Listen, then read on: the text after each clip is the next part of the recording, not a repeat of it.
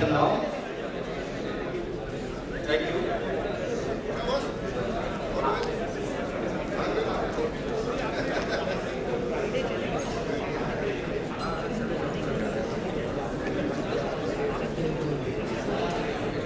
Hello.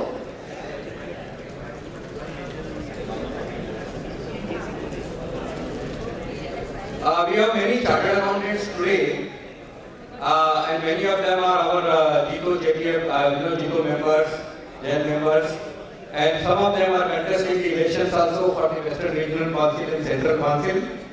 So we wish all of them very best. We were having some time back Piyush Hajed here, Jayesh Kala is also there for Western region. We had actually Rajkumar Adukia also in the morning here. So we wish on behalf of JPF all the best to them for their elections of the Institute of Chartered Accountants of India. Thank you very much. Welcome back. We also have another interesting session lined up now.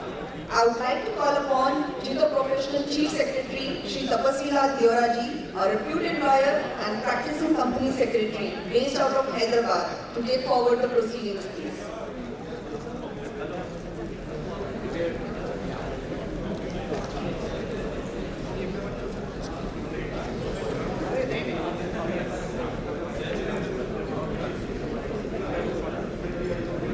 Jai Jinendra everyone. Requesting everyone to get seated please. Requesting everyone to get seated please.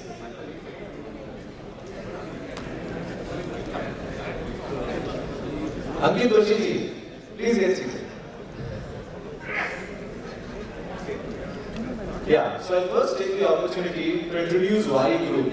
Waaree Group is India's largest solar module manufacturers and fastest growing EPC company with presence in 68 countries and over 2,500 employees globally.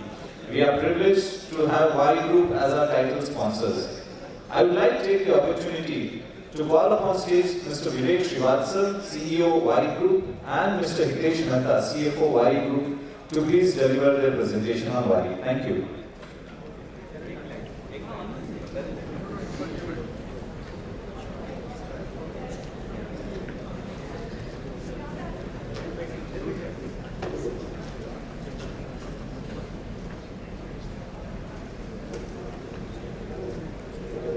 Good morning. After an engaging session, we talked about wealth creation.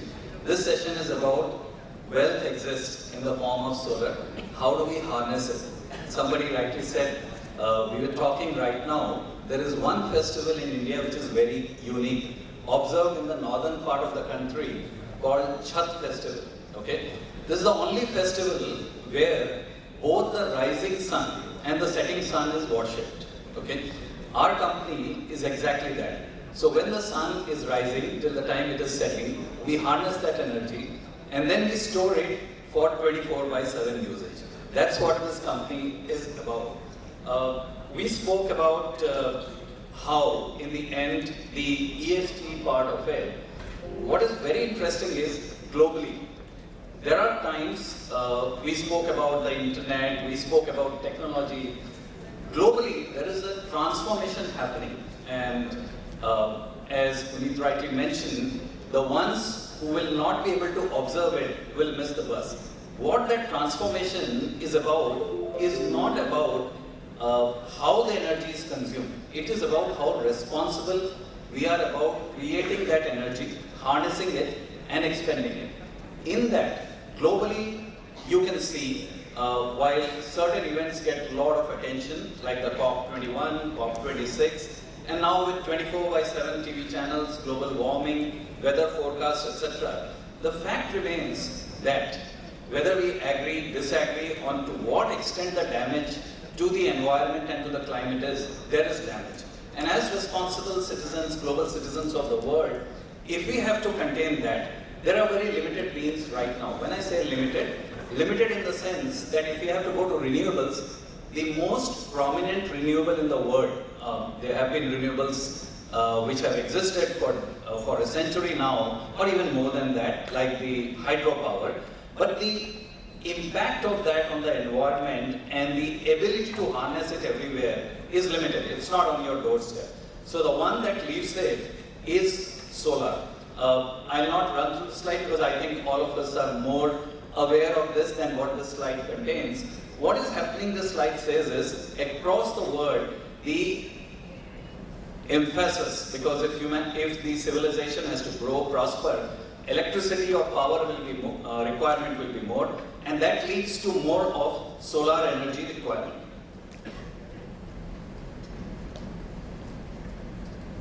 Coming to the India story, what is interesting is, let's forget for a moment the solar aspect of it.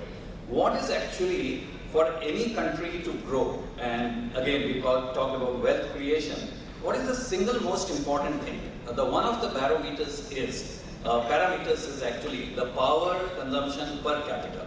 So while we all save energy, we talk about it, the fact remains that India per capita consumption is 1/3 of global standards and 1/10 of developed countries.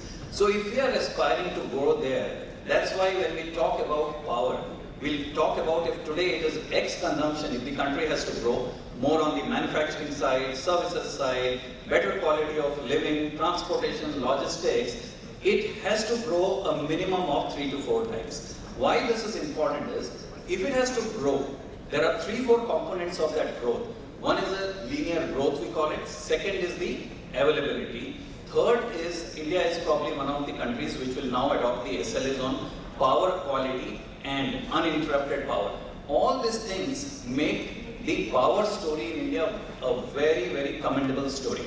If out of this power story, 70% has to be renewable, essentially we are talking about close to 70% solar. That's the end game if you look at the Indian energy sector.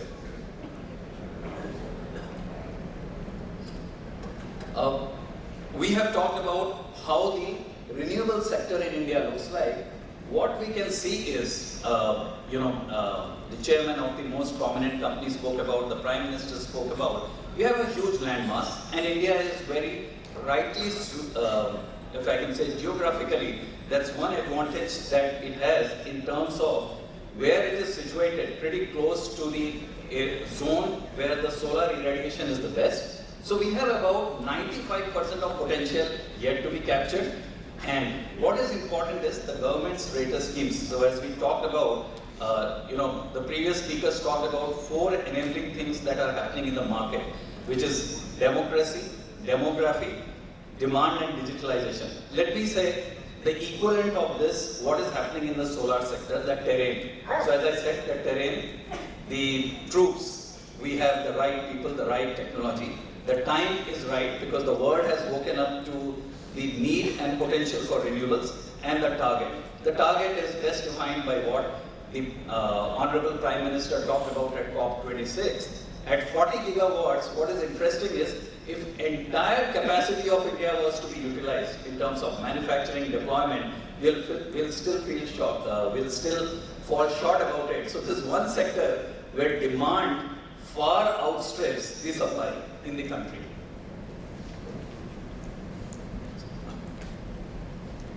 Okay, coming to the company, a very pertinent point made today that there are companies which are made built to sell for valuation, built to scale, they grow, and then there are built to last. I would say there are companies which are meant to build to last and sustain. And Waaree is one of them. While close to 190 companies came and went in this sector, unfortunately had to wind up because of so many issues of imports, etc. This is one company that has stood tall and grown. Not only grown nationally, but internationally. To be able to sell to the most demanding market in the US, which is the US, where it's not just 25-year guaranteed, where it's even accelerated tests, which are twice that of what is used in the world. Without getting into the details of that, you will have this presentation. We are growing not just by 50%, 100%. In the coming few months, we are growing from X to 5X. Our capacity is going to go 5X, including the entire backward integration. I was speaking to so many of you about how this backward integration will help us become truly Atmanirbhar, not just people who will use raw material and assemble here. Talking about trust, one of the things which is most relevant is 80% and more orders come from repeat customers, including some of the world's largest, including USA and India.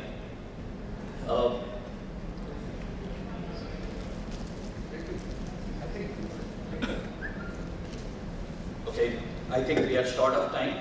Just want to thank you for this opportunity, and any more details, we can always interact informally. Thank you. Thank you so much.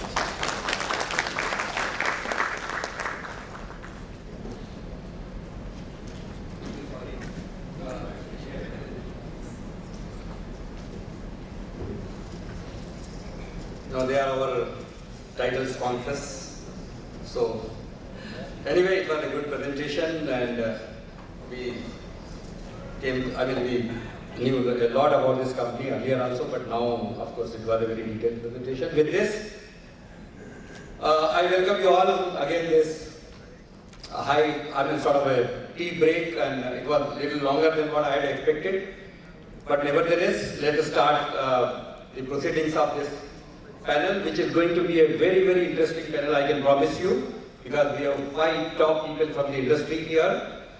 So I request all of them to kindly come and join here. Shri Tushar Pradhan, CIO, HSBC Mutual Fund, please join me here. Shri Anup Bhaskar, Head Equity, IDFC Mutual Fund. Shri Sunil Singhania, Founder Abacus. Shri Satyen Shah, Head and MD Edelweiss. And Shri Pratish Kandoi, Head Investment Banking, ICICI Securities. Please. Yeah.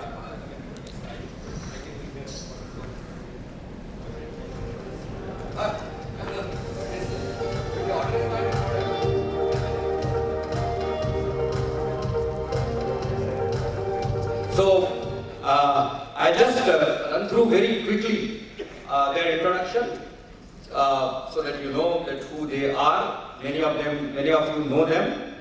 So, starting from Shri Satyen Shah. I think you can raise your hand. Yeah. Satyen Shah is a Managing Director and a Head Investment Banking at Edelweiss Financial Services. He has rich experience of 22 years in the financial services industry and has been associated with Edelweiss Investment Banking for over 20 years now. I think you have here on this slide also. Satyen has played a very pivotal role in building and scaling up the investment banking business at Edelweiss, particularly capital markets, financial services and financial sponsors teams. Over the years, Satyenji has developed a strong relationship with various corporates, houses, sectors, as well as global investors, having successfully led over 400 plus transactions across all capital markets, private equity, M&A, and advisory. He has worked with companies across several industries such as financial services, consumer, healthcare, infrastructure, technology and manufacturing. I think Wari comes under infrastructure, if I am not wrong. And by qualification, Satyen is also again a chartered accountant, a BCom from Mumbai University. With this, we welcome you, sir, here this afternoon. This afternoon started. Noon started. I would now like to introduce Shri Tushar Pradhan. Tushar is the CIO of HSBC Asset Management India Private Limited and responsible for all investment activities and strategies across all asset classes, equity, fixed income and multi-asset class. Tushar has over 25 years of experience in various roles over his career. He is an MBA in investment finance, having graduated from University of Hartford, Connecticut, USA in 1992. Prior to joining HSBC AMC in June 2009, Tushar has also worked in investment positions in the United States before returning to India. In India, he has worked with HDFC Asset Management and more recently with AIG Global Asset Management in senior asset management roles before HSBC Asset Management India Private Limited. So we welcome you, sir, Tushar ji. The next I am going to introduce to you all is Shri Anup Bhaskar. Anup Bhaskar is the head equity IDFC Asset Management Company since February 2016. He has over 3 decades of experience in the quality research and fund management. Anup manages funds across large, mid and small cap spectrum. His investment style is focused on balancing growth with reasonable valuations, not very high valuations. Prior to returning to IDFC MSC, he was associated with UTI Asset Management Company for over 9 years, where at the head of the equity, he faced the most grinding periods. Even we were the empaneled broker of UTI. Periods when MF industry actually reported negative inflows for 2 consecutive years during 2012 and 13. Even the earlier year also there was a turmoil, Earlier Anup worked in New Delhi from 1990 to 1993 when he got an opportunity to join Kothari Pioneer and was part of their initial investment team till the takeover of that company by Franklin Templeton in 2002-03. In 2003, Anup joined Sundaram Mutual Fund as a fund manager, boosted by the mother of all bull runs, 2003 to 7. I mean, there are several mothers, sometimes some people say it was, but it was a real mother bull run. It helped in making Sundaram's select mid-cap, becoming the leader mid-cap segment in 2007. An ardent NBA fan, he follows San Antonio Spurs, a team which was combined long-term excellence while maintaining a strong culture of focusing on process or short-term result orientation. We welcome you. The next I am going to introduce to you all is again a very, very well-known face in the Indian capital markets. He became famous from Reliance, his association with Reliance, Sunil Singhania. Sunil Singhania, CFA, is the founder of Abacus Asset Management LLP, an India-focused asset management company established in 2018. In this short 3 years period, this is everyone should know, Abacus has grown to $1 billion AMC and is one of the most revered and followed by the investors.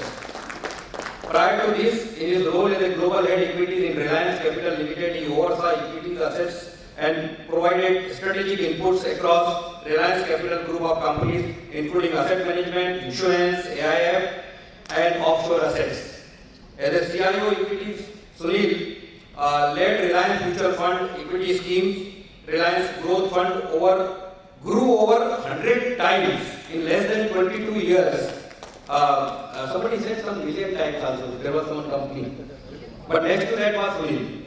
So, under Singhania's leadership, furthermore, he led Reliance Nippon Life Asset Management Company, international efforts, and was institutional in launching India funds in Japan, South Korea, and UK, besides managing mandates from institutional investors based in US, Singapore, and other countries. He has associated with several professional bodies, and from time to time, he has represented them in a very high capacity. In fact, we were together in forming the NSE Association, National Stock Exchange Members Association, sometime in 95-96. By qualification, Sunil is a chartered accountant with rank and a CFA charter holder and graduated in commerce from Mumbai University. And our next panelist, Sunil, is none other than Pratish Gandoi, again a well-known name in the capital market, especially during these IPO times. Pratish is the Executive Vice President and Head Financial Services Investment Banking of ICICI Securities, a leading security and broking investment banking company. He has over 17 years of experience in financial and capital markets with special focus on investment banking. These are the days of IPOs, Prior to joining ICICI Securities, Pratish worked with Deutsche Bank and ICICI Bank. Pratish has successfully closed 50 plus investment banking transactions across M&A, private equity and capital markets. He has experience of working with top banking, insurance and financial services companies in India. Over the years, he has gained experience and skills of pricing, valuation, it's very important. Transactions in the primary markets. By qualification, Pratish Gandoi is an MBA, IIM Ahmedabad, CA and a CS, gold medalist, a rare qualification. So with this, gentlemen, I welcome you all here at this panel, and now I would request you that to give me some time for the moderating this panel, and I request all of you to have patience. We might have some question answers depending upon the availability of the time thereafter. Thank you.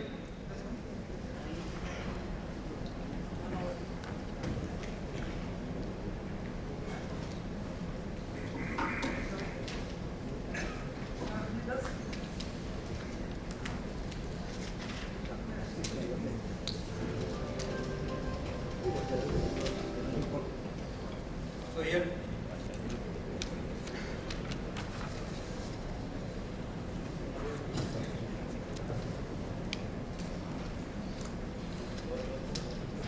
So here we go.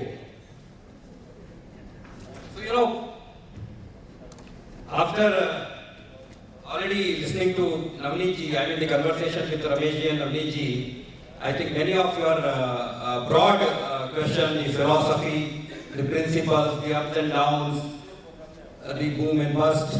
I mean, you have heard about everything, the kind of valuation some of the companies have given, the consistent investment and all that.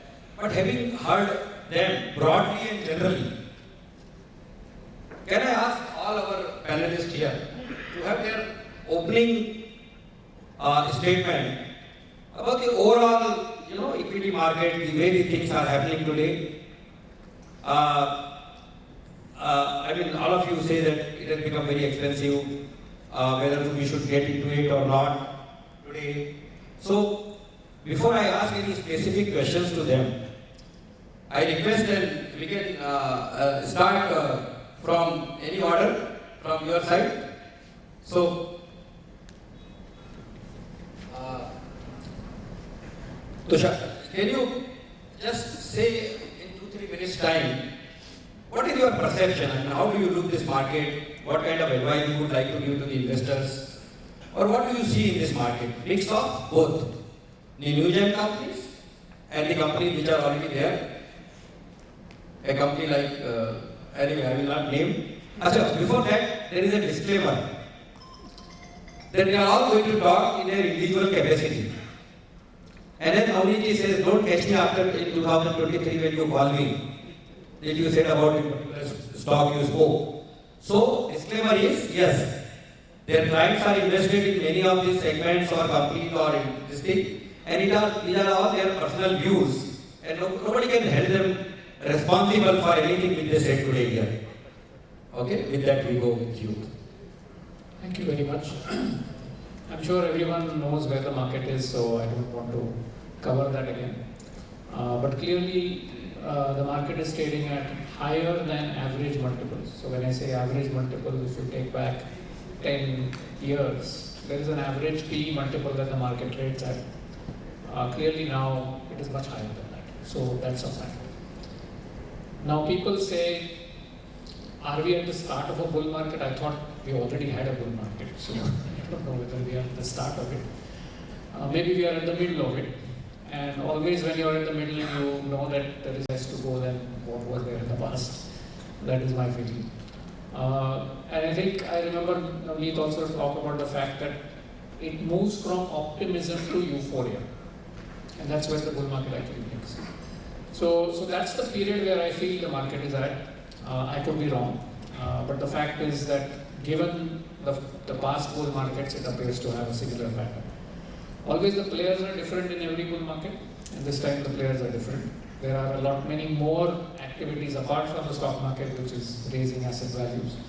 And I think one has to be fairly careful about investing in the stock markets right now. There is a lot of hype, and especially when the IPO boom starts, is probably the last brick to fall when bull markets have to collapse. So that's my quick view on where the markets are today.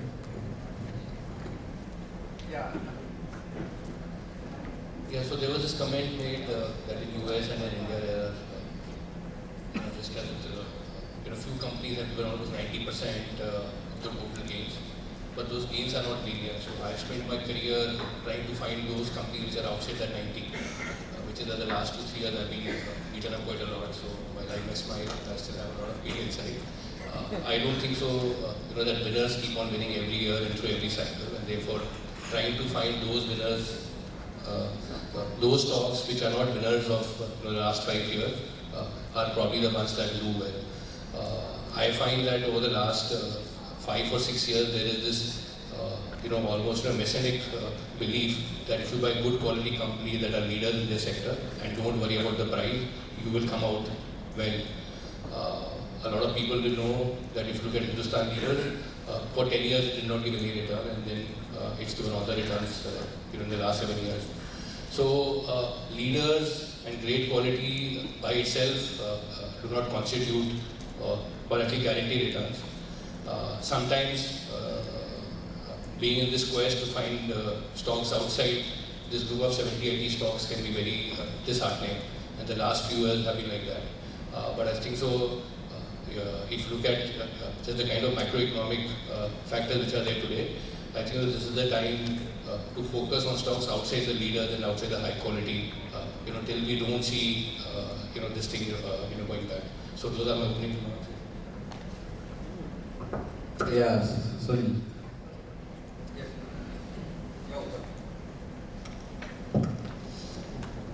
Good morning. In addition to the disclaimer that Ashokji gave, I will give you one more disclaimer. I am an eternal bull and an eternal optimist. So my views should be taken with that in mind. But frankly, that has helped me. Being an eternal optimist has helped me. And 30 years back when I completed my CA, I'm still young, so don't count my age. My ambition in life was to make 3,000 rupees a month, which was 100 rupees a day. In Bombay, Vada Pav is very famous. So I said, Vada Pav khayenge, maja karenge, 3,000 rupees bahut ho gaye. And we have come a long way now. I think Indian economy is also like that. And as long as the economy grows, I think markets will grow. There will always be bouts of market going into an overvaluation and undervaluation. It's like a cardiogram. Cardiogram upar niche hota hai na, that means sab theek hai. I think markets are also like that. It can't be a flat line. And that we have to appreciate and believe. The other thing is, we talked about COVID and we talked about what was the scenario at that point of time. And our one point advice to our clients was in April 2020, जिंदा रहेंगे तो बहुत पैसा कमाएंगे, मर गए तो पैसा है नहीं है, कुछ फर्क नहीं पड़ता. So I think when we are in a country and in an economy which is foreseeably growing, I don't think we should get hassled by what is happening in the near term.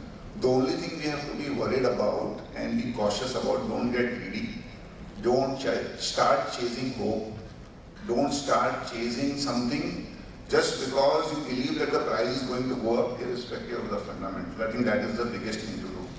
And the last thing going forward is, if I ask you a question, how many of you believe that your income will be more after 2 years than what it is today? How many of you believe? So, if everyone believes your income is going to be more after 2 years than it is today, that means that India's GDP will be much higher than what it is today. And if India's GDP is higher than what it is today, then the markets will be higher than what it is today. Thank you.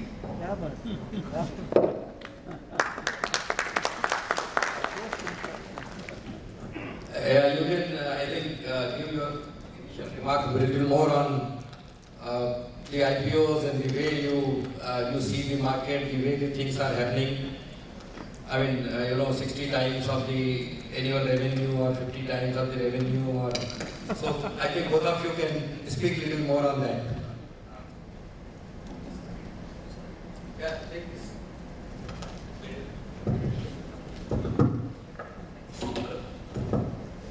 Good morning.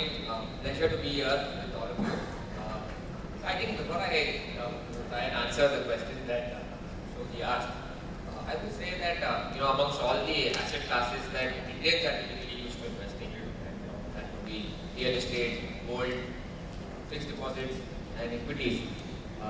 I do believe that equities over the years have offered and will continue to offer the best returns. Having said that, yes, we are currently at a time where index is at 60,000 and you all have heard about the very, very strong liquidity that markets are seeing, both institutional, FII, mutual funds, as well as on the domestic side. In addition to mutual funds, you are seeing a big wave of retail liquidity that is coming into the markets.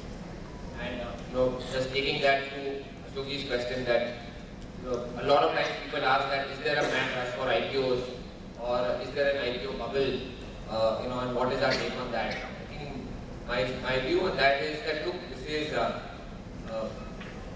India as a market has matured a lot over the years.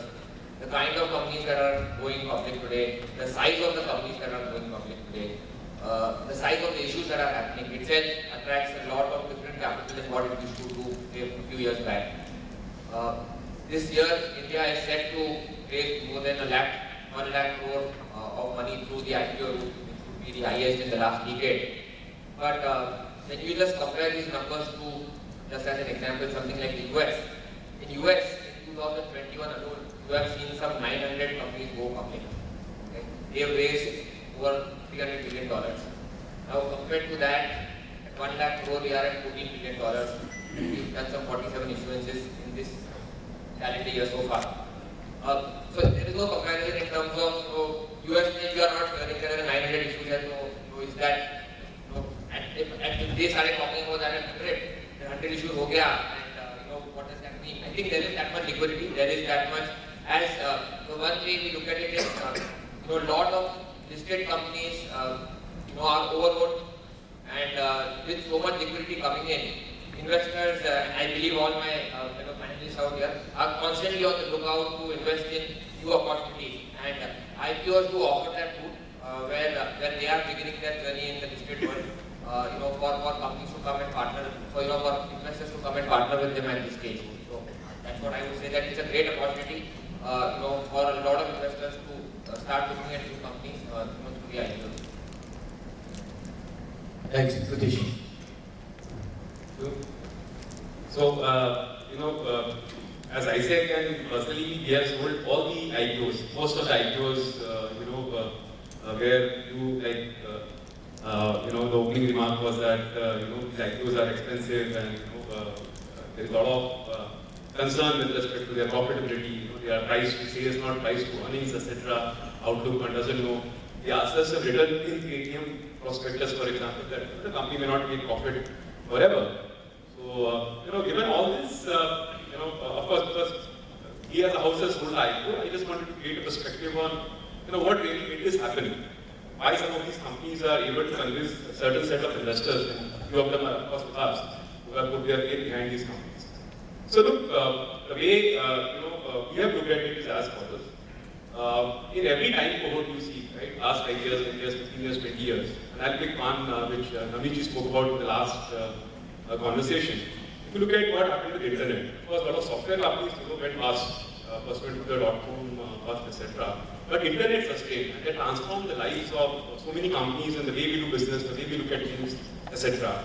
So if you see what was happening, pretty much the last 10, 15 years, this internet, along with the telecom network expansions, for example, and I'm just sort of alluding to one theme. There are so many themes which has played out, but so many things got connected.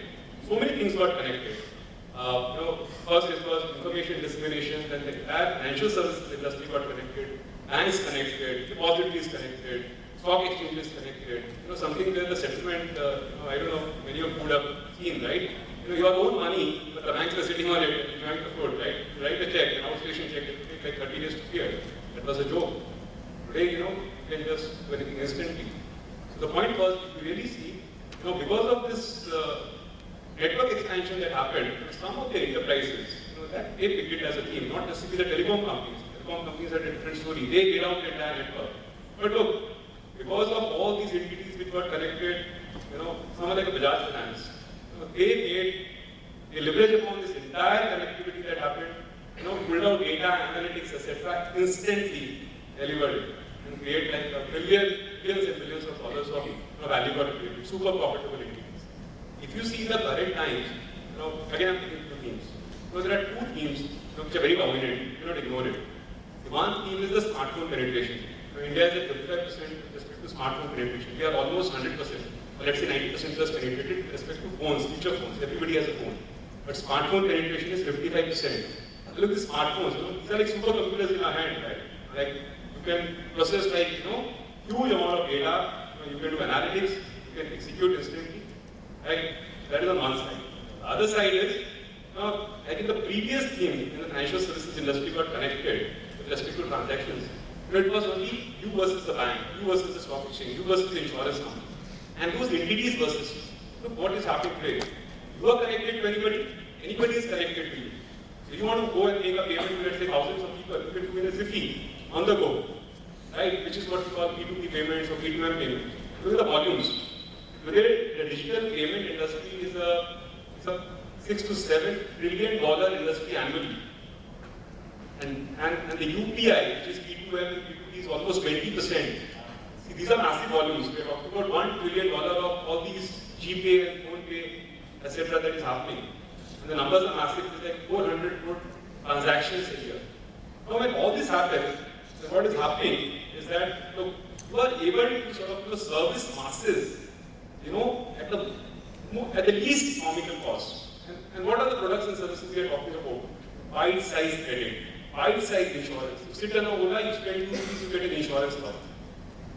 Right? You basically, buy on Swiggy, $100 item. And your delivery fee is only 20 rupees, 30 rupees, or some such thing. So you are able to get, bite-sized gratification, which is meaningful for, 130, 140 crore population in this country. And what is the population which is already onboarded, to these platforms? 1 crore, 2 crore, 3 crore, 5 crore, etc. Get included. Now, when you marry these trends, and then when you see, what is it that a Paytm is doing, or a Policybazaar is doing, or a Nykaa is doing, or a Zomato is doing, start making sense to you. If you can put their conviction behind these companies and their business models, then they certainly become investable. Thank you, Satish. You have covered most of my questions which were coming forward and cut down the period which I required for it. But even after this, many of you, and as Sunil is always, he has already given the initial disclosure. But things are changing from time to time. You see, it's not that it is only for the first time it is happening. So why the PE, which was 18 in 1995, price to earning multiple, and hovering to 18, 13, 17, 15, 12, 21, 19, 16, 17. Why suddenly, what has happened? You narrated some of the points. But then it has to go to 42. Double than the history which I am telling, and suddenly in just 2 years, and then to post-COVID. Tushar, there has to be some rationale. So can you explain that? And this question is to each one of you thereafter. Please to answer.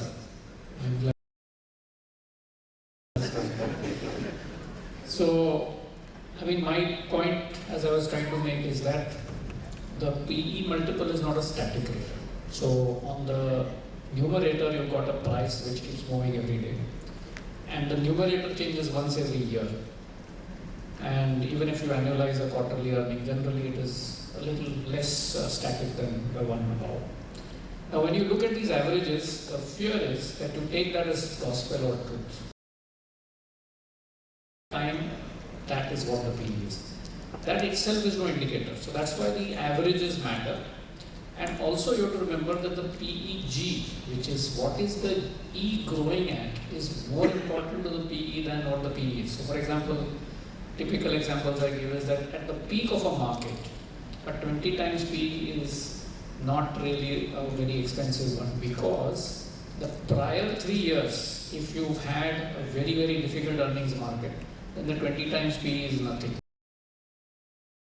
Excessive multiples of 30, 40, 20 for 2 years running. And if you have the 1 year forward PE at 30 times, I would be very worried. But if it is a 30 times PE on a depressed earnings, say for example, you are going into a cycle which is much lower, and then suddenly the P goes from 18 to 30 times because the E is fallen. That 30 P is not something to get worried about. So all I'm trying to say is that it is easy to just say the PE is high and control. Where is the E going?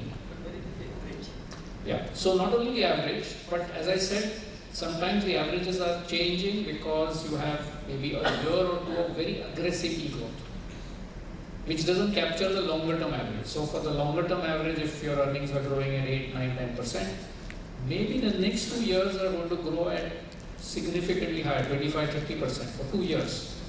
Then the PE has to be taken into consideration along with that current reality. Economics becomes important.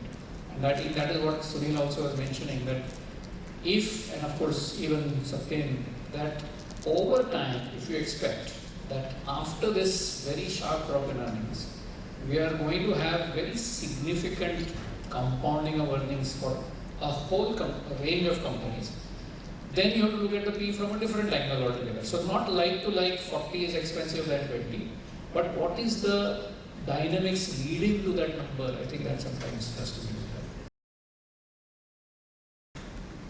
So this problem is like asking 5 people in a dark room, and they have an elephant and somebody catches the tail and somebody touches the so we can do it from various different sides, and probably those who are in this room will get even more confused after all 5 of us have spoken. Which is the way equities work, which is why we are still here learning after so many years. So my two bit to this is that if you go back in time, the US used to have rate which is now fallen to 1.5%, and post-COVID it halved, which is why the P's went up. So till the time US bond yields don't go up, we will have to accept P's of whatever 30, 40, 50 times, because the cost of capital is practically just less than 1.5%, and which is where this fear about the case of first is that there that over the next 2 years US yields will go up only if we have a big bout in terms of price inflation. And price inflation is something that we are all scared of, because if you look at the US CPI, it's crossed 6% or 4.8% on a month-on-month basis. So there are some bits to worry about, but I won't focus on that. For us to look at valuations, those are the two things to focus on. Where is the US treasury? This state of inflation and the perceived rate of inflation going forward. I just have one more point, because my favorite PEG ratio was brought up by Tushar, which is why I like to rant about companies which are today called high quality companies. Is that in the good old days of 2000, when we were still kids and learning, PEG ratio of 1 was supposed to be Mathematical or Lakshman Rekha. So that if you saw the peak of a technology company at time, 0% for the next 2 years. But I would like you to think yourself and tell me what is the PEG ratio of stocks like Pidilite, Hindustan Unilever, paid companies, because they have got almost no correlation to growth. There is this prophetic statement that they have got those kind of industry structures which by itself give 30p, and 30p for the business, so 60p. So when we used to give high P, it was based on high growth. Today we give high P because those companies are going to be stable companies and are going to give consistent earnings growth of 12, 13, 14%, because the rest of the market was minus. And which is my rant has been quite high these days, is that we've got used to this belief that if we buy a company at 70p, which is growing at 12%, that is the safest investment to make. But you buy a company at 4p, whose earnings are grow at 50% for the next 2 years. I'm not saying both are right or both are wrong, but I just want to hold that for Sunil to. Luckily, I'm out of the mutual fund, so I can be a little bit more upfront. But first of all, if one ratio determined whether to buy or sell a stock, then we will be all out of jobs. So we want to make it complicated. If it becomes too simple, we will not have a profession. So only the thing is, fixed income, you look at the past. Equity, you look at the future. So what Ajmera ji gave you was past. Because jo ho gaya. You are looking at the worst earning scenario. In COVID, you are all entrepreneurs in your own right. I think the view was कि ये साल अगर profit नहीं बनाया तो चलेगा, loss नहीं करना. That was the mindset, But as things improved, we had the highest profit growth in 5 years in 21. In a COVID year where countries were shut down, we were working from home, not working, we had the highest profit growth of 16%, which was the highest in 5 years. And as we move forward, FY22 and 23, cumulatively the profit growth will be 50% more than FY21. अभी जिसको positive दिखता है ना उसको positive दिखता है, जिसको negative दिखता है ना बोलेगा नहीं this sector is contributing, that sector is contributing, banks are doing well, metals are doing well. But when you look at economy, all sectors are a part of the economy. If you are positive, आपको सब चीज positive दिखेगा, आप negative हो तो सब कुछ negative दिखेगा. डालिए पैसा, 5% कमाइए, उसमें से 2% गवर्नमेंट ऑफ इंडिया को दीजिए, 3% में खुश रहिए, चाय पीजिए, खाना खाइए और घर जाइए. और अगर आप पॉजिटिव हो तो आप इक्विटी में डालिए, पैसा बनेगा. The other thing is we have to understand the construct of our index. Index in India is market cap weighted. What typically therefore happens is that the higher market cap you have, the more the chances of you coming in Nifty, irrespective of your valuation. Now Ajmera ji said 42, you get 18.5p. It is all about seeing the future. As per me, on FY24 basis, and we will start to discount FY24 in January or February of 22, we are at 18.5 times. So again, the beauty is in the eye of the beholder. And if you remove that one paint company from your equation, because that company is 70-80p, it continues to be 80p because earnings growth aata hi nahi hai. And it's 1.7% of the Nifty, that one company reduces your PE by 1.5 times. 18 times. Now, these guys are obviously hawking ATM, Nykaa, XYZ, all of them will come in Nifty. It is possible that Nifty PE will become infinite because these companies are not making any profit. But because they are high market cap, based on the formula which the exchanges have, all of these companies will be in Nifty, and all the poor companies which are at 7-8p, तो बेचारे factory जा रहे हैं, पैसा कमा रहे हैं, profit दिखा रहे हैं, they will be out of Nifty. Very interesting. So that is why I will change the question. So that is the reason Sunil has very well, in fact, gave the very proper explanation. We had a very interesting debate so far with 3 of them talking about the PE. So I will change the question for you. Let us then talk about what Sunil ended. ये बाकी बेचारे तो सब पता नहीं कहाँ जाएंगे. तो ये जो Zomato है, 60 times of the turnover, Info Edge. Forget about earning, forget about their business. I mean, 40, Zomato, Info Edge, Nykaa, IndiaMart, Nazara, Just Dial, Paytm. What? I mean, 50 times, 40 times of annual turnover, 20 times of annual turnover. So where are you? I mean, are you going? PE will be redundant according to you? वो company में profit ही नहीं है तो कोई metric तो चाहिए ना. So can you little bit speak about? No, I think see for all different industries will have different metrics to look at depending on their own stage of evolution. And digital assets, I would say, India as a market has does recognize the power of new age company. And I also believe that the pandemic has a big role to play in it, as people were as we were under lockdown, more and more people took to start an online channel and of sales and become an omni-channel kind of distribution model in place, or consumers where they started I think for the first time people have realized the power, and when you know all the companies that you mentioned, Ashokji, I would say that yeah, firstly a lot of them don't have profit. So today to look at, just because Nykaa is profitable, to say, oh, Nykaa trades at 1600 times its profit is not fair, right? Just because it's profitable. I mean, you have to look at it in perspective. If Nykaa was not profitable, the 1600 times nothing can never come. You have to put some metrics in play. I think a lot of them are getting valued because of the huge hyper growth that they are expecting them to, kind of give. They are, they have created new categories. They have done disruption. Let's take an example of Zomato or Swiggy.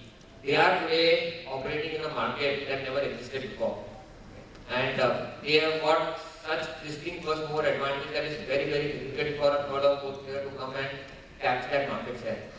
So in a lot of these things, and but I personally like to follow a model what I call STS, so scalability. So is how scalable is the business or the opportunity that you are operating in? Is it a small TAM and is target addressable market, or is it a real large market that you are going to play into? Second is predictability. What is the predictability of revenues? Is there visibility, or is it like a abhi upar kabhi niche where there is no predictability? I mean, a lot of these businesses data based on increasing consumerism, X amount of usage is going to be there. We take example of Nykaa. Everybody, it is believed that using beauty products makes you look beautiful. I'm not getting into that debate whether that is right or wrong. But everybody wants to look beautiful. And if earlier that access was there only in metros, today because of that model, that access is there in tier 2, tier 3, tier 4 towns with the usage of smartphones, and everybody has access to that. And my last key is predictability. So scalability and sustainability is what we are doing. Are your margins sustainable? So these are the three vectors that we typically use to evaluate any company. And that is what I would say, that some of these companies are getting the value they are getting because of the huge growth, underlying growth that they are seeing, distinct first mover advantage that they have created. Yeah. Pratish, on the same, with little more extension, that 99% of the people or 99.9% of the people sitting here are all having 60 years, 40 years, 20 years of hard work with the brick and mortar, the business and this thing. Is that enough? I mean, no value. I mean, you get so much of frustration that coming in 1 lakh crore and 50,000 crore valuation, and you have been working for 40 years, 30 years, and your valuation is 25 crore, 200 crore, 100 crore, 500 crore, 1000 crore. So, I mean, is it sustainable? Is it the trend going to be? And then, how do you do away with this frustration?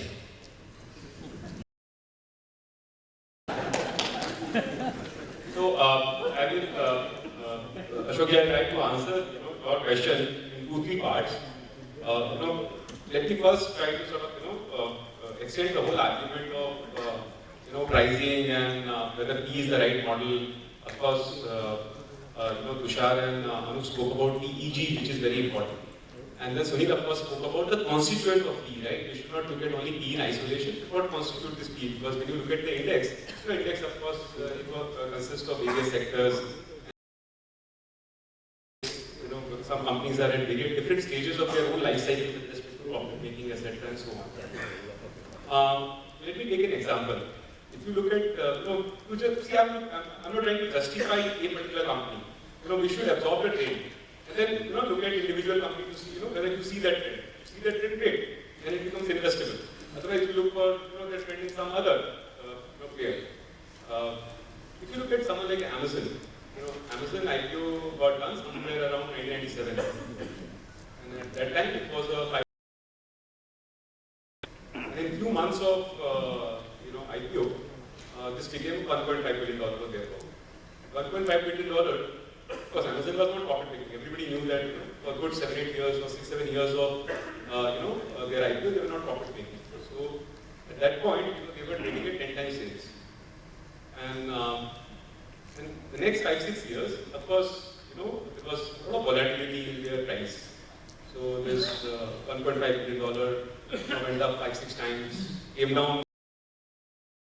US, of course, you can short the stocks, in any manner. In India, a lot of those things are not possible. But once they started making profit, by that time, the valuation has gone up from 1.5 to something like $7-8 billion. And since then, of course, they've been making profit. And as we speak, they are closer to $2 trillion or thereabout market cap. So look at the compounding that has happened. If you just ignore the volatility in between, but someone who would have kept the faith for 20 years, 25 years, just look at the compounding number. And look at something closure home, something like Infosys. At peak, which was around the .com, 2000, 2001 or thereabout, you'll be surprised. You may be tracking that. And at peak, Infosys was trading at 70 times sales. It was trading at 220 plus times earnings. But let me tell you, even if someone would have invested, right, not that I'm advising you to invest at peak of the at those prices, would have still compounded to 10 times the price from there.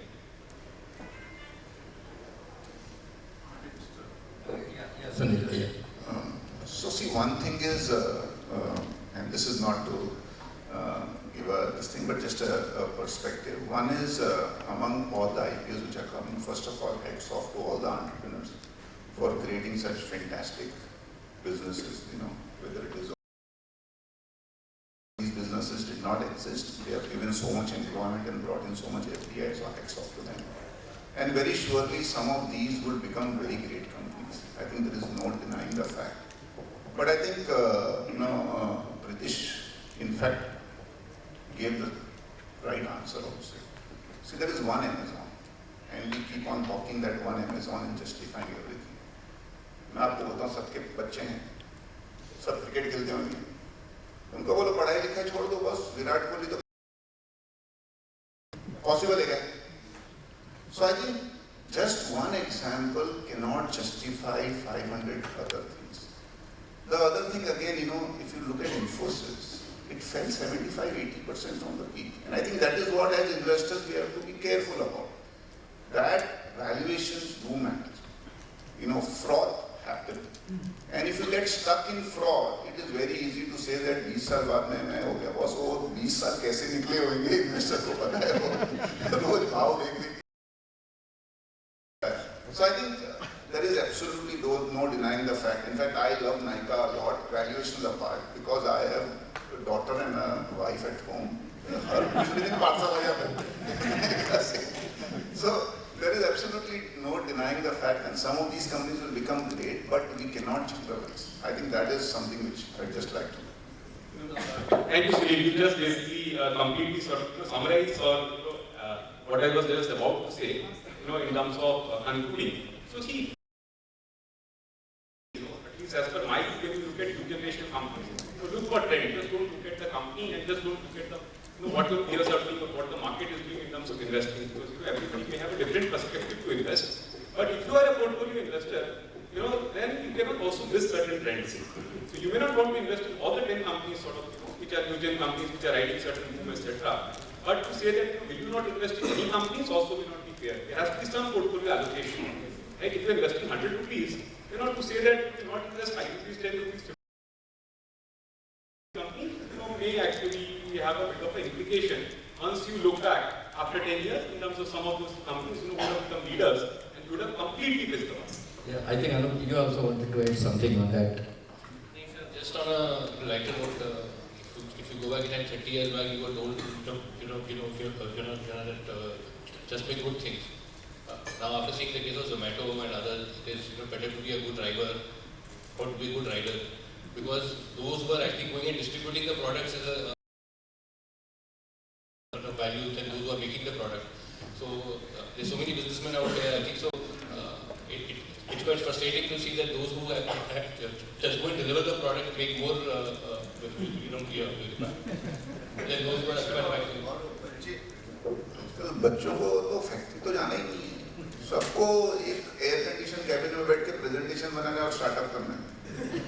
और 10 bye 10 के room में बैठ के आप presentation बनाओ और आपको कोई ना कोई फंड कर देगा और कुछ करना ही नहीं इसको.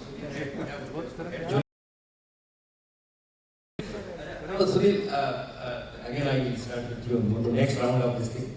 You are expert in stock picking. I mean, all around I've seen you. How do you, early start picking or whatever you call the stories of rags to riches, how do you find at that particular stage, those so-called, sometimes people say even that penny stocks or anything, but which is the early picking, what are the skills which you use to pick a stock at a very early? I think we are fortunate. We have a lot of good investors in India and overseas, and all of us have grown up learning a lot. See, one thing is I am a very traditional investor, and I would not say I am not looking at growth. In fact, some of the best returns we have made over the last 1.5 years have been in growth stocks, whether it is Root Mobile or Saregama or Nestec or so many other stocks. And in fact, I am a big proponent of this clean energy and so on and so forth. But I would call myself what we pay today to buy a stock should be more than we paid by way of my share for coming from future profitability for the stock. So if I am giving 100 rupees today, because 5 साल 10 साल 15 साल में मुझे 100 से ज़्यादा मिलना चाहिए by way of future profit. That is the basic. The other thing I focus a lot on is balance sheet. There will be companies who will manipulate balance sheets also, but having that दो quality है, एक तो CA और दूसरा. So I think a rupee in the pocket is worth more than 2 in the whatever it is. I think cash flow is very important for me, and any manipulation in balance sheet can be caught by way of looking at the cash flow. I think that also helps. And the third most important we look at is whether the company is going to make a profit in the visible future, which is going to be more than the current market. Which will keep on generating this 15-20% growth, and at some point of time, other investors will have to recognize. The only thing is, you have to be prepared of having phases where that company might not do well on the stock exchanges because no one is looking at that. But that is fine. I think, frankly, the better scenario for investors is scenario which was there last year when no one wanted to buy stock, than this year when everyone wants to buy stock. Because, so it is very tough to give an answer in 2 minutes. But over a period of time, every successful investor would create their own sweet pockets. And not everything will work for every investor, but over a period of time, you will know what is working for what kind of investors. Only one thing is, sometimes you get trapped in a valley kind of a thing. One thing I have realized by making mistakes is that don't invest in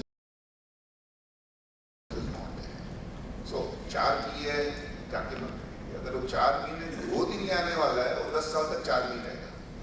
but अगर वो 8 P है और उसमें 12-15% का growth आते जाएगा ना, तो I think that company will give you much higher. Yeah, you are Tushar. I think stock picking, when it comes to that question, I have to make a distinction between institutional stock picking and individual stock picking. As Sunil was saying, I think your capacity to take relatively worse calls than the market is much higher. So as you have investigated a company, researched, you are quite confident of the management, everything is fine, but the stock may not perform. And that is not the fault of anybody, for the fact that, as he mentioned again, that it takes time for discovery to happen in the market. And that is the tough part. So when I look back on our history of, where we made money, had that longer term orientation and we stuck to it, helped. But I must say that they did not help selling our funds in the market. Because every quarter, every week, you have to be better than everybody else. And from that perspective, these IPOs are really something which is a crowd thing. That because every mutual fund is going to buy it, I got to be there. So that's why I wanted to make a distinction that if you are an institutional money manager,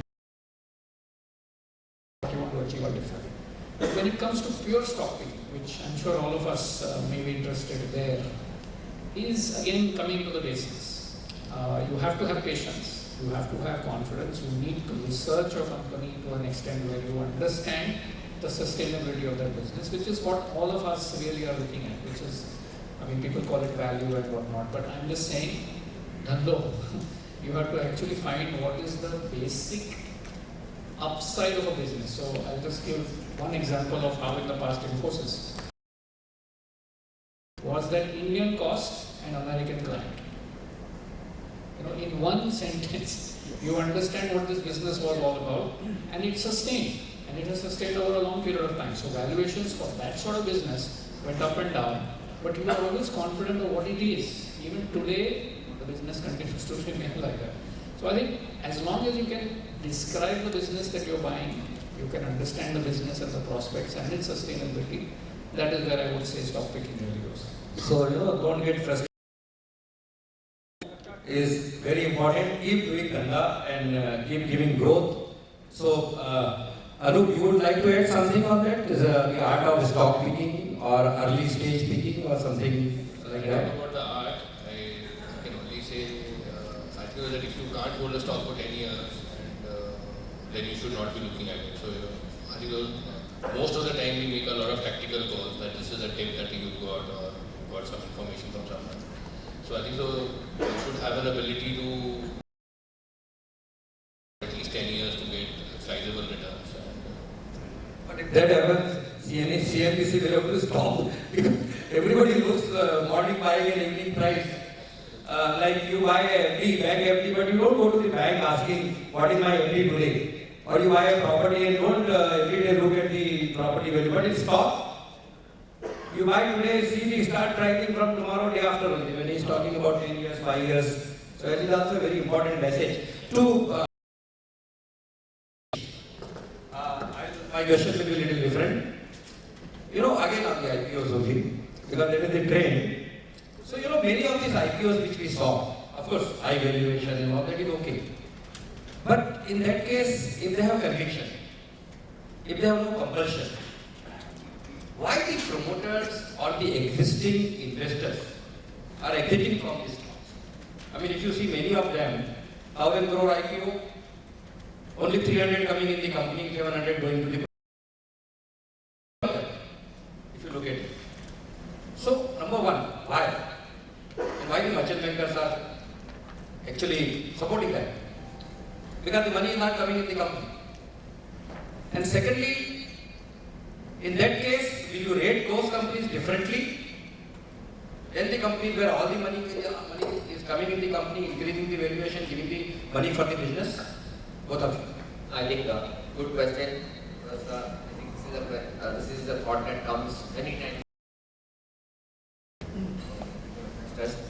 I think the first test that we normally do is how much capital does a company need from a next 24-month growth point of view. Our first test would be that yes, when you are deciding between primary and secondary, you should be well capitalized, for the next 24 months, 2.5 years of growth. You don't want to, our experience has been, no investor wants to put money into a company where a company after 6 months says, oh, actually I have a growth opportunity. And the various, things you will look at is how much debt is there on the books. Is the company leveraged or is it a debt-free company? Is there cash on the books? So we've got a lot of examples of companies which are cash-rich, debt-free.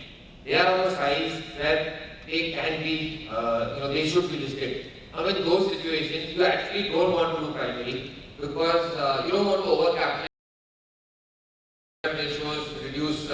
In fact, many a times in India there is a worry that if there is too much capital lying vacant, lying idle in the company, the management may be forced or under pressure to go and do something wrong just because ROEs are continuously depressed. So what you will typically do is, yes, if all these things are in place, you may want to go for secondary because it is a large enough company that doesn't need capital but it should be listed. At the same time, compulsions sometimes are there for do not come with endless capital. So they have a 3-year, 5-year life of the asset in terms of where they can be invested, and they need an exit. So sometimes, a lot of times you are seeing, especially in the last couple of years, you have seen most IPOs that have come have actually been PE-backed IPOs, where they have gone through their cycle of investing of 3 years, 4 years, and they are looking for an exit. And sometimes, there are also views held that you want the issue size to be right, so that there is adequate. So you will have some existing shareholders who are actually forced to sell. It's not a compulsion of law, but to make the size right, to make the float size adequate, you will ask some of the existing shareholders to come and put something as offer to sale. I think Satya very much answered in terms of the rationale for secondary versus primary. I just want to put up an illustration. If you look at large companies like National Stock Exchange, for example, we are hearing about their IPO for quite a few years now. Profit, thereabouts, it's only going to compound. I believe that it has been under-penetrated and transaction volumes are going to go, and more companies are going to come to the process. But at the same time, for investors, of course, there are enough and more private transactions that happen in unlisted stocks like NSE, etc., which are very large. But the fair price discovery obviously always happens on the exchange. There is an unknown buyer, there is an unknown seller, and then you have an exchange on which the price discovery happens, and then the liquidity of course gets exchanged. So I think, of course, where investors were slightly skeptical of a lot of secondary money versus a lot of primary money. But considering the nature of some of the companies who don't need to sort of need capital to grow their business, I think this is more of a pass now. If the company has enough reason to secondary, there is enough and more appetite. Investors also sort of. Good. Yes, point well taken. Because this is what is happening even in some of the family-owned businesses. So you are right. There may be, but at least the company's requirements, whatever is there for next 24 months or so, if they are met, then it is logically, okay. Only thing that much money and the return kind of thing is not coming in the company. So you can accordingly evaluate the stock or the price of the IP. Sorry, Ashwin, I'll add just one more point. Look, when you make a transaction as a merchant bank, then you are also mindful of who are the existing investors. Like Satya mentioned, there are private equity funds who have put money into the company at an early stage, and therefore they don't have an endless fund life, right? Typical private equity, private investors, they look with a horizon of anywhere between 5 years, 7 years. Some of them have a shorter sort of tenure in mind, etc. Depending upon at what point of the fund life they are investing. Now just imagine a situation you are doing an IPO, and there is one who is sitting who has a need to exit in, let's say, a year, immediately after his walking gets over. Now it is 6 months, 30 years, 1 year, etc. And so those supply also start also mindful that if there is, let's say, a fund who need to sell, then as well you basically sell in the IPO and get rid of that overhang. So some of those mechanics also come into play when you decide to do a certain amount of second. Point well taken. Now a little change in this thing. There were some questions from many of these people who have attended. We have asked for the questions. And one of them that how do you compare the equity with the other asset classes of investments? Like maybe the gold, the bullion, the property, the foreign exchange. Compare. I think Tushar, can you answer that equity versus other asset classes? Yeah, so I think this is a question which is quite common, and especially for people, all they look at is asset class and return. And wherever there is higher return, they tend to allocate more there. Basically, over time, we have to realize that each of the asset classes provide a different quality to your portfolio. So gold, especially in an international portfolio, is an asset which is bought, especially in financial markets. It is not a return asset, but it is a balancing asset, so that at times, for example, gold had a very, very strong rise during the financial crisis. At that time, even currency was supposed to be very, very difficult to hold, because nobody knew how the world was going to be. At that time, a store of value which is outside of financial market, and especially now financial markets are got very interlinked to each other. So no one is safe whether you are in India or in the US. If you had financial assets anywhere in the world, you are at risk. So how do I reduce that risk? And I bought an asset which was uncorrelated with the financial markets to a certain extent. So that is the reason why people allocate. There are other reasons to allocate, for example, income. So fixed income, by the very nature of it, provides you with an annual income, and that is something some of the portfolio allocators want to do. So I would say the conservation of capital and a generation of income could be anything. So you cannot compare why I'm buying. Of those reasons are different. And over time, if you build a portfolio, and I'm sure you will have real estate in it, gold in it, each of those assets have a reason to be part of that portfolio. And as long as you understand why they are all put together there, you will also start to understand the overall portfolio will generate a yield. Yeah, so not the individual portfolio giving you the highest return is only important. I mean, you have to balance your portfolio accordingly as per the needs, as per your expectations, as per your own profile of the safety. Or thank you. Sunil, I mean, can we, you would be the right person to, can we have some discussion on, small discussion on crypto, though it started, there was some short answer also. Anyone would like to speak something about the cryptocurrency and how crypto and how it is going to destabilize the whole thing and the sovereign point that was raised? Tushar? Yeah, I think if anybody to our lecture about cryptocurrency, We will have a separate, I think, session for that. but just at a very, very broad level, you have to understand the other sentence which means crypto is currency. Right? So just remember that it is a currency that we are talking about, it's not an asset. Okay? So it is like saying, should I buy the US dollar? Now people keep money in the dollar or dollar related assets for some reason. Right? Now, cryptocurrency is an alternative to this currency. And as Navneet talked about the fact that there is a technology involved. But are you now going to speculate in currency? I'm sure all of you must be getting calls sometime back on currency trading. You remember? All these people call you, say currency trading karo. And then if you look at general experience of currency trading, nobody makes any money. Because currency is, always a zero-sum game. Same is for cryptocurrency, because if you take it down to that currency level, it is just trading in currency. The point is, we don't even know how many of these cryptocurrencies are actually going to be used. Cryptocurrency, if you understand what cryptocurrency actually means, it is without the intervention of any central bank or any banking regulation. Now, who would like to use such currencies? So that's a question you have to ask. And what is the end result of such transactions?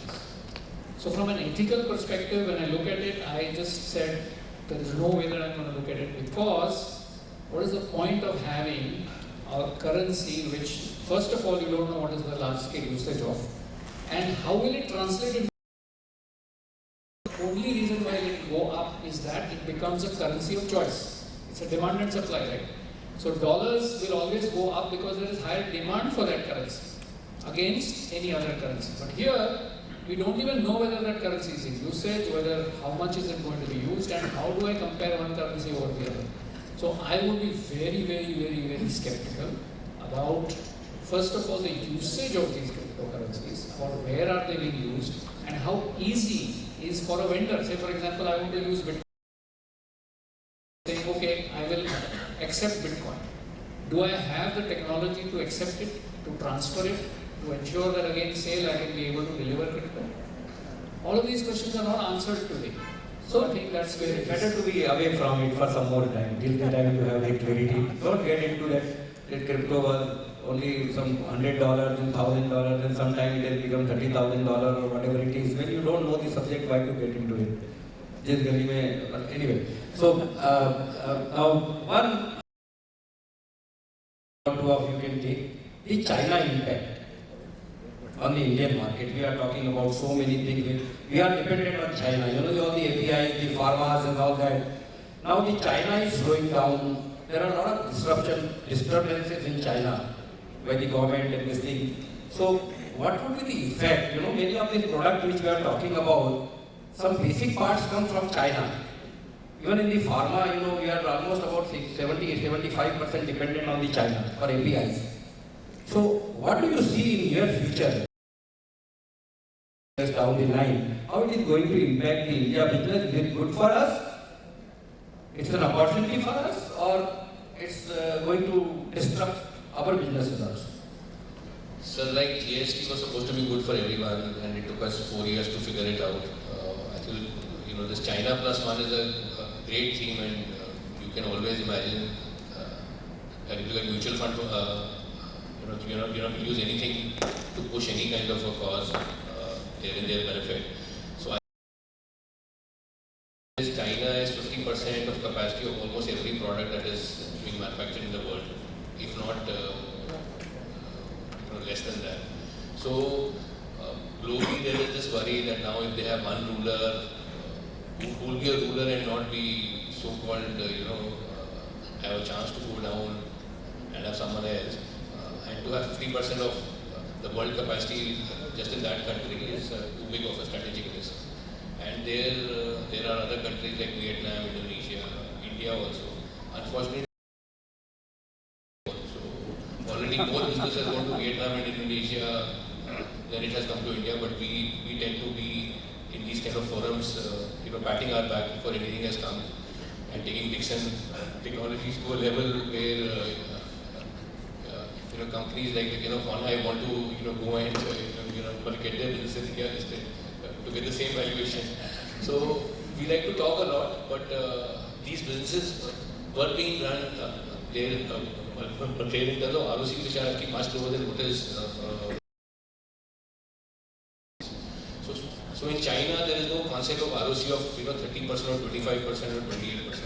There is a bank borrowing which is flat, and if you earn more than that and you don't pay the bank the debt just pay interest, you are a profitable business according to them, which is why they have a large luxury market, because their surplus cash flow go there.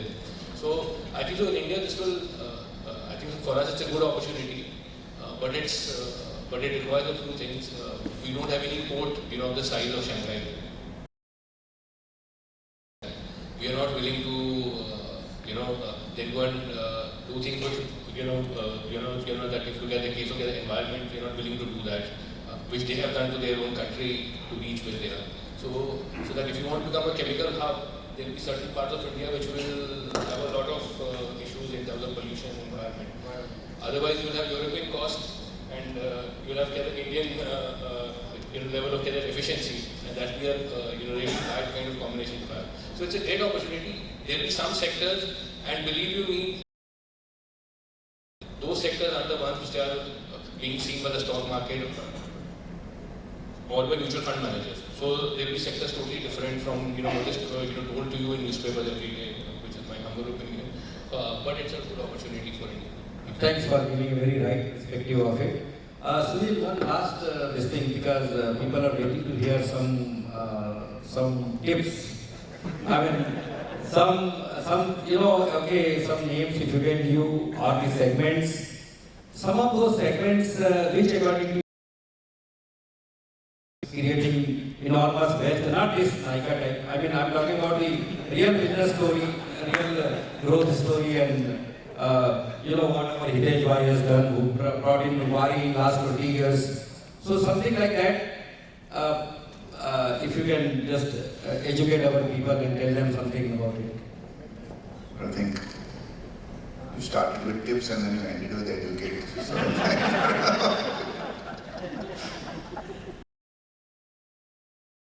I think the Indian economy that way is, very diversified. So, unlike some of the economies, we are to some extent like US, we are very entrepreneur driven and we have presence across segments. And I think from time to time there are opportunities across segments.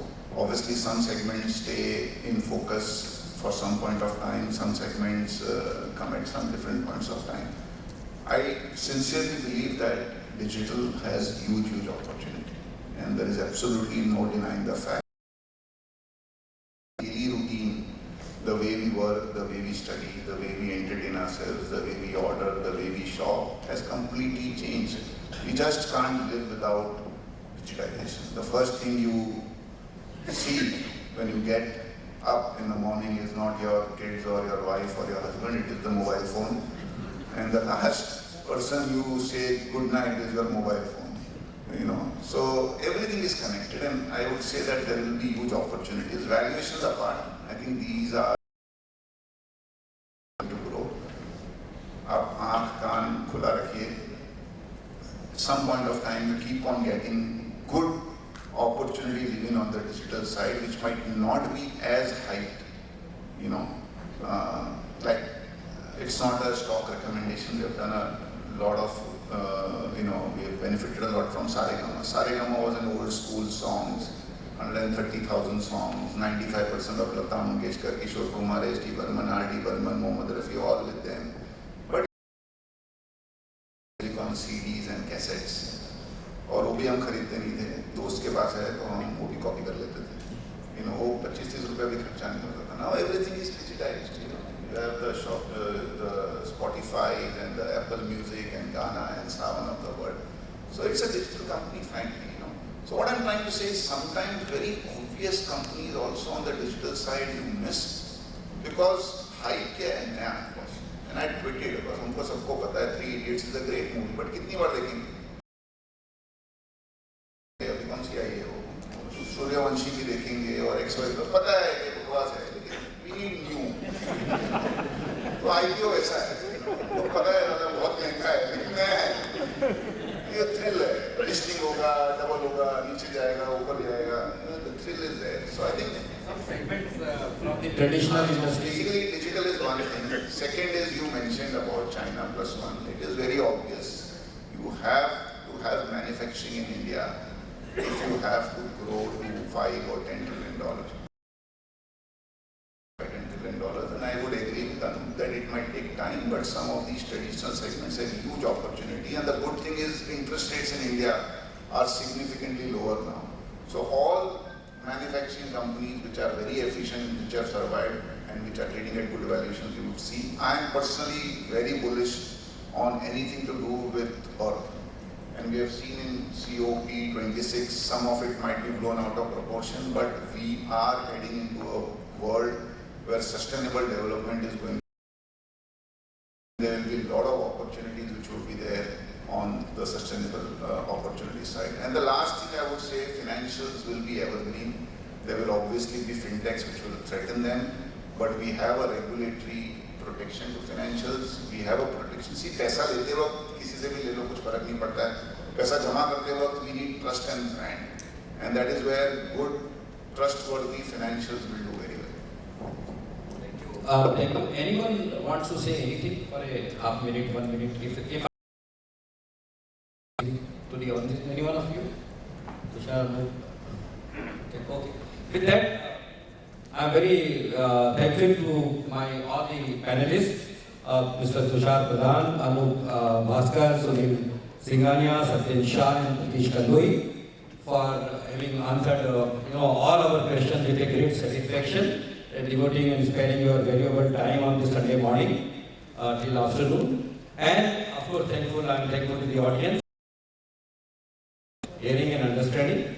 We can have again we have run out of time, so a very few questions might be run, just 2-3 questions we can take from the audience if I have left something during the discussion, and if the question is not answered by you, by us, or not taken up by us.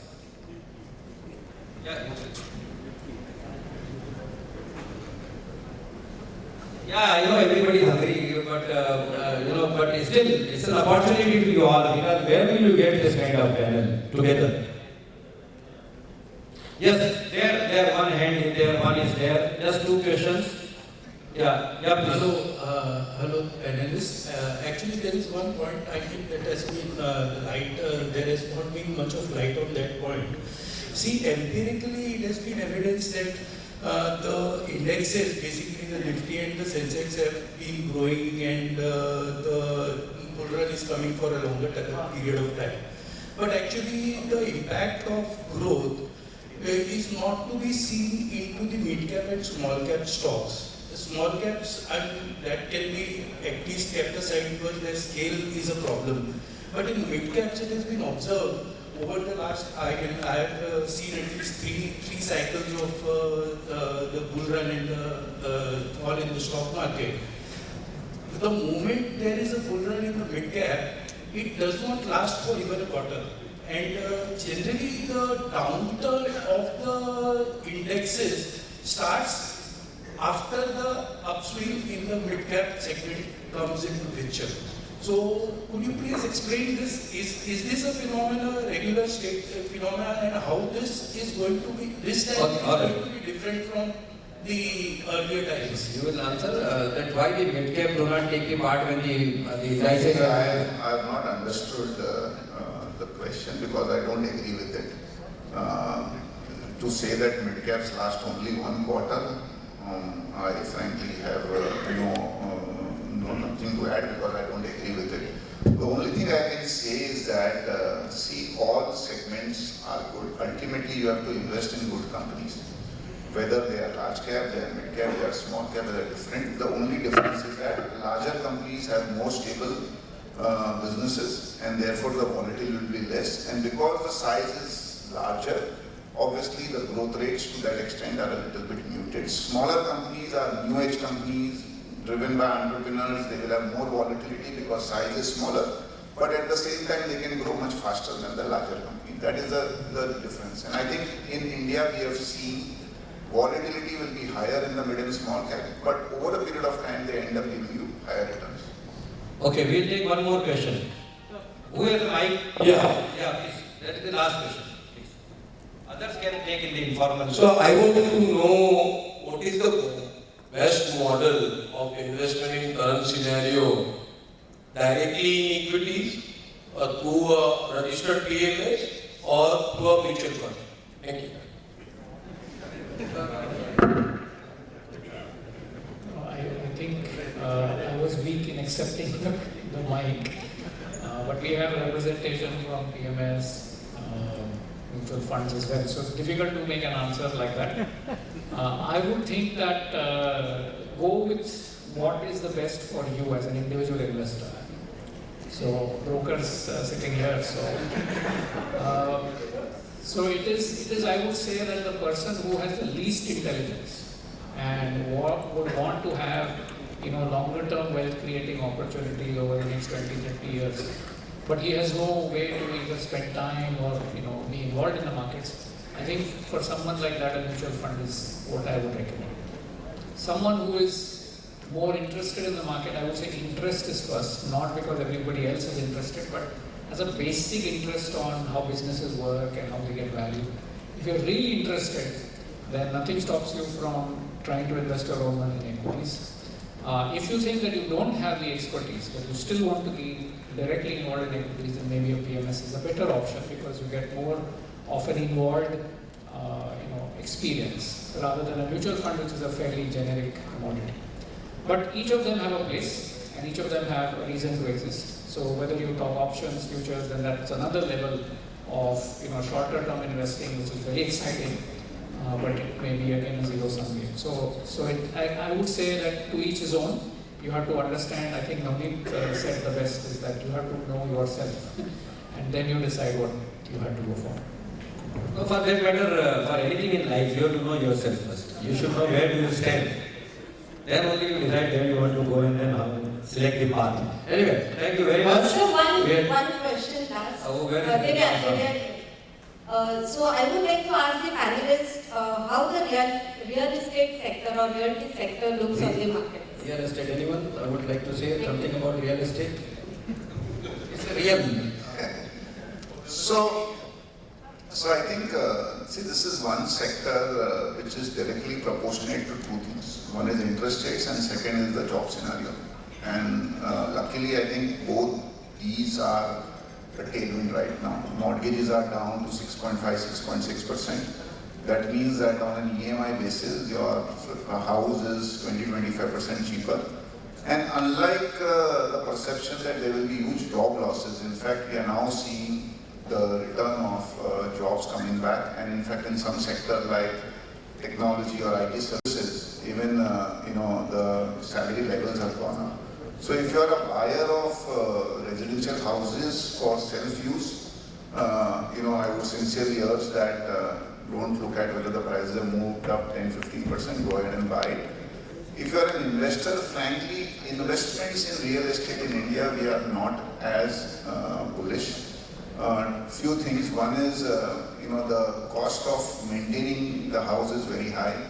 The regulatory costs, like when you buy, you have 6-7% duties to pay. When you sell, similar is the case, is very high. And the rental yields are very, very low. So for physical assets, investments, we are still not positive. Obviously, on the stock side, all the residential real estate companies have done very, very well. Our view has been positive, though we are not investors, because I focus a lot on return on equity, and almost none of these companies have that return on equity. So we are trying to play through the ancillary sectors, housing finance companies, or building material companies, or some of those companies. Thank you. I mean, we are running totally out of time. Sanjita.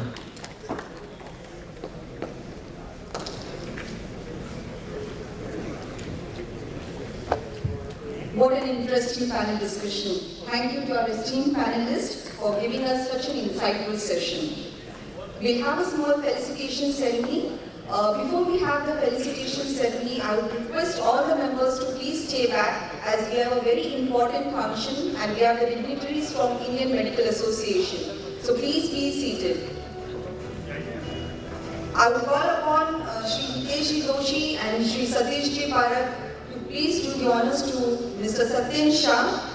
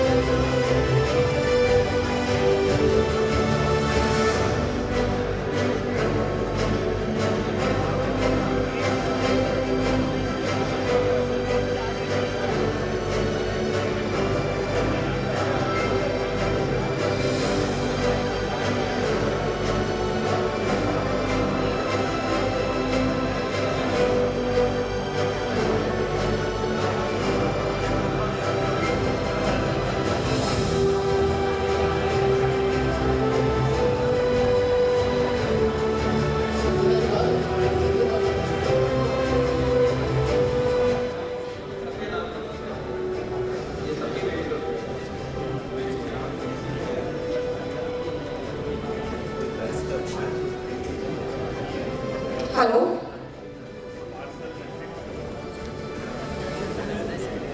Shri Ravi ji, Shri Sunil Singhania ji.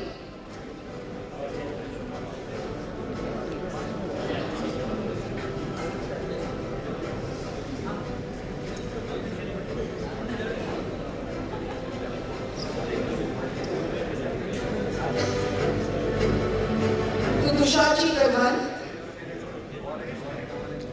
Could request Hitesh ji to please felicitate to Tushar ji Pradhan.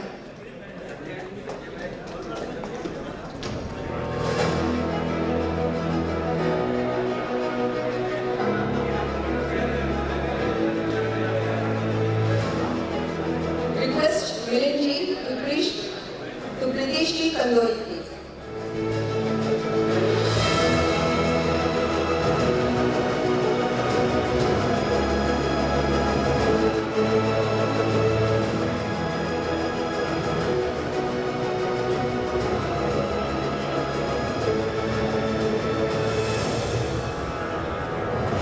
Request Ajay ji Bora to please felicitate Anup ji Bhaskar.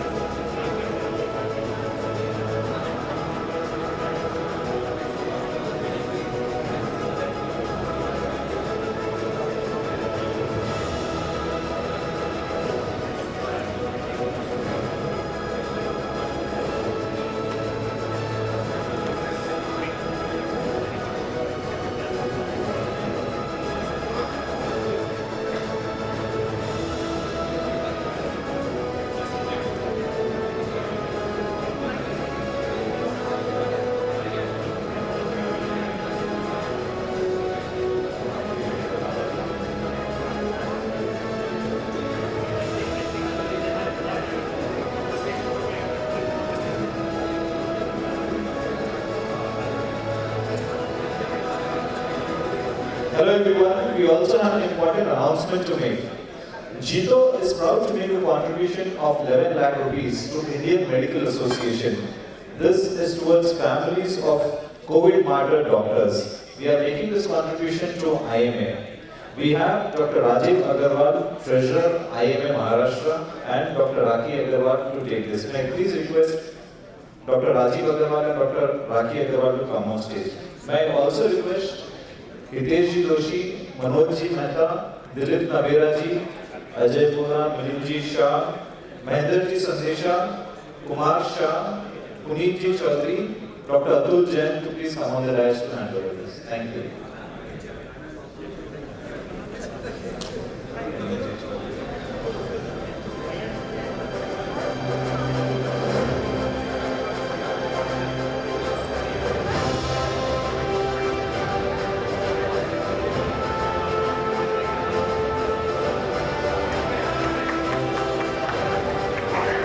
Manoj Mehta Ji. Manoj Mehta Ji. Sanjita Ji.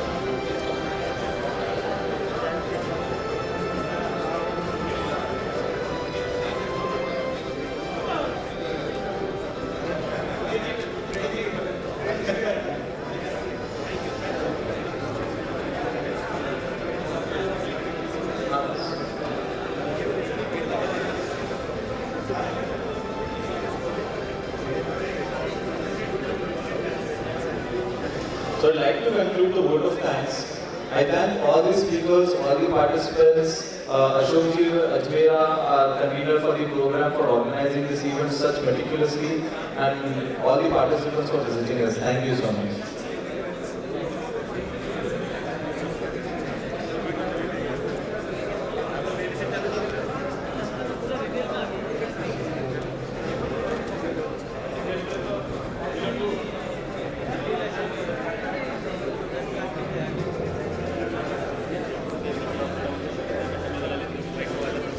So our decorators, Naresh has also a fabulous job setting this thing in the night. Thank you everyone. Thank you very much. There is also a small announcement to be made by Ms. Divya Momaya with respect to Jito Business Network. May I please request Divya Ji to come on stage.